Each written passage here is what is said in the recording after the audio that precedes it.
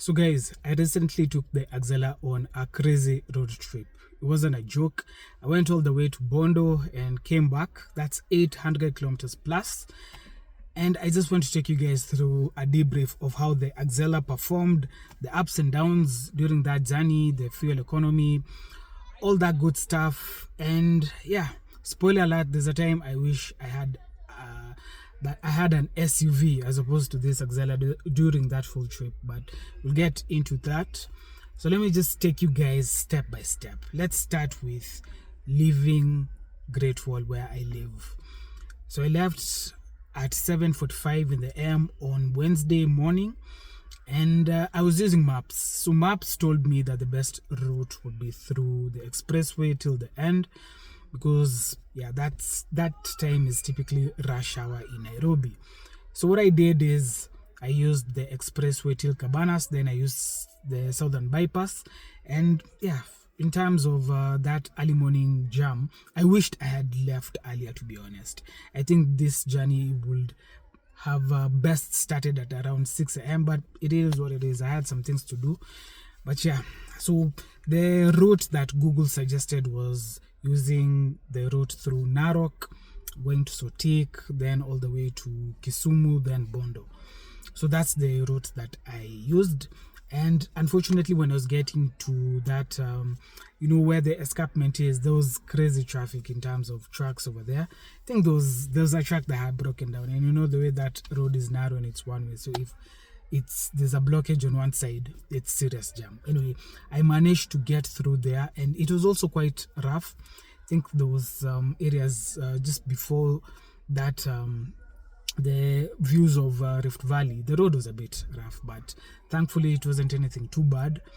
So by the time I was getting now to that stretch, that turning to, I think it's Mahiu to Narok, I'd say that's where things opened up, and the Axela really shined in terms of cruising. So I have my notes here, and I'll be referring to them so that I don't forget anything.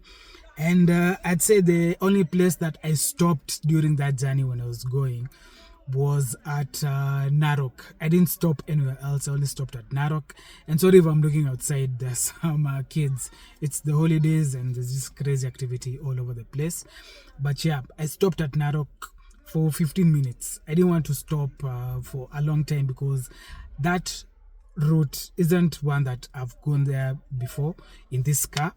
And I've gone there using public transport or as a passenger, but I've never driven on that route. So I wanted to make sure I go during the day. I didn't want to limit my visibility by going at night. So that's just a pro tip. If you're going on any new road that you haven't gone on, I'd suggest that you go during the day. It's much easier and safer as opposed to traveling at night where there's limited visibility. And according to the NTSA, most accidents in Kenya happen at night. So you're just improving your odds of a safe trip by going at it during the day. So by the time I was getting to Narok, I'd say it was around 10:50 to 11. Yeah, 11 a.m. So I really wasted a lot of time in that jam when I just left the house. Other than that, once I got to Narok, after taking the break, now it was cruising.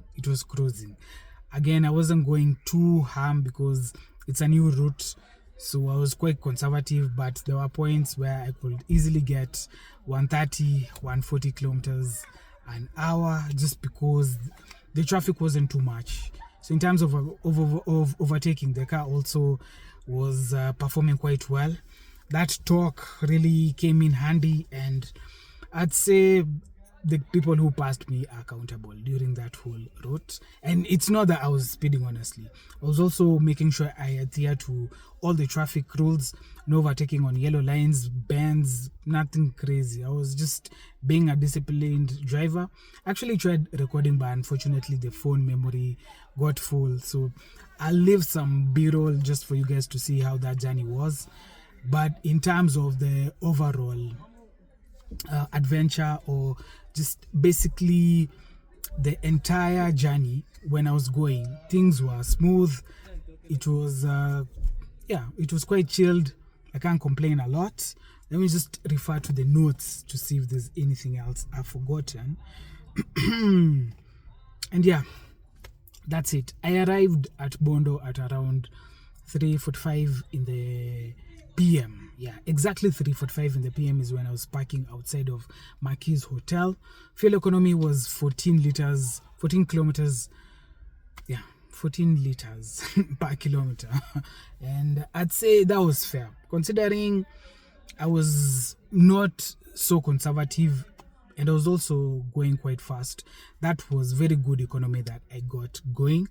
Granted, that car, I know this car can give me much better, but for that specific journey, considering all the factors, I'd say it was a fair fuel economy for this car. I fueled when I got to Kisumu. I refueled because when I left here in Nairobi, it was the car was full of gas, and I filled it up again in Kisumu for 4,500 bob. Now, after filling it up in Kisumu, I didn't have to fill again all the way back to Nairobi, and I actually had a quarter tank of gas left by the time I was getting back to Nairobi. But yes, now we're in Bondo. I've gotten to Bondo, and here's where the challenge begins and where I wished I had an SUV. I'm telling you, once you get off the main road in Bondo, yes, the road is tarmacked in some areas, but when you're getting to those access roads, hey bro, it's rough. It's rough. I'm telling you, now even before getting to those access roads, when I was at the main road, I'm telling you, there were some crazy bumps. I was doing diagonals and going 5 kilometers an hour. I'd say that was the lowest point of the journey, because at that point I had carried some passengers when I got to Bondo. So from Nairobi to Bondo, it was only me. So it was cruising, no bumps were an issue, nothing.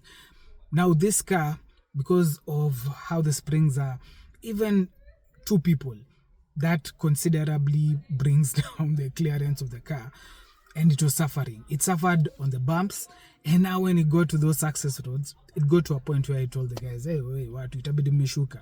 So I had to have the passengers alight the car so that I could maneuver slowly. And yeah, there were some scratches, especially on the sides. You know, that place where you will jack up the car, that the metal that is protruding a bit. Hey man, that thing got scratched up a bit. But yeah, that thing, again, it's quite hardy. So when I looked at the damage, it didn't get to up here. It was just mostly on the sides when I was trying to maneuver. And I did my best, to be honest. I really did my best to go slow.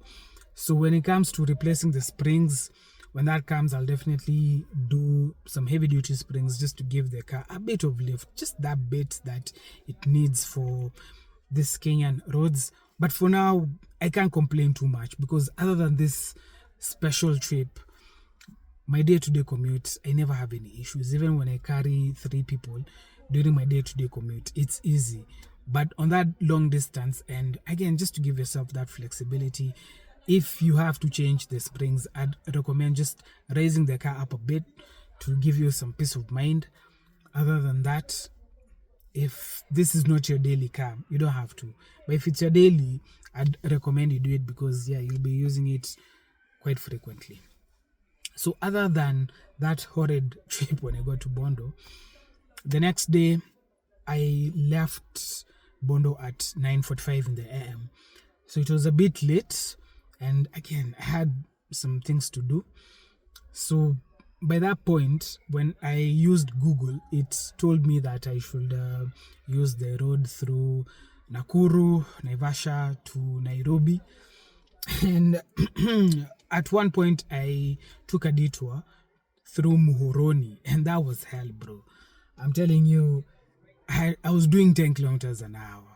Just because that road is rough. And I was being extra gentle on the car, because coming back I had passengers and I also had a lot of luggage, so I could not go fast.